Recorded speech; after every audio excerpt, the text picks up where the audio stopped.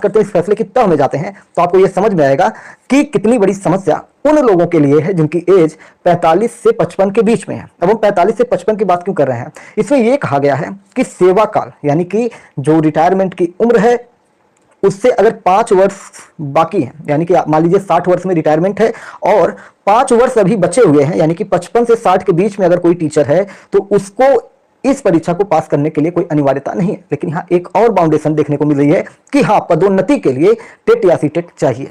ठीक है, हाँ, उनके लिए अनिवार्यता तो नहीं है 5 वर्ष जिनका बचा हुआ है, लेकिन उनको कहीं ना कहीं प्रमोशन के लिए, अगर वो प्रमोशन चाहते हैं, हेडमास्टर बनना चाहते हैं, जो भी चीज़ें होंगी और भी जो चीज़ें उसमें हो सकता है, ऑफर होते होंगे गवर्नमेंट स्कूल में, तो वो चीज़ें उनके साथ होनी चाहिए।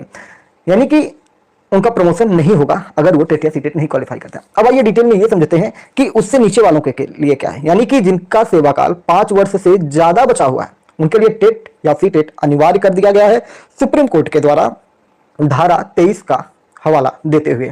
सुप्रीम कोर्ट ने कहा कि धारा 23 एक ऐसी व्यवस्था है जिसके अंदर गुणवत्तापूर्ण शिक्षा की बात करते हुए उन्होंने कहा है कि शिक्षक के लिए न्यूनतम पात्रता, यानी कि शिक्षक बनने के लिए प्राथमिक विद्यालय में और माध्यमिक विद्यालय में 1 से 5वीं और 6 से 8वीं के लिए महत्वपूर्ण हो जाता है।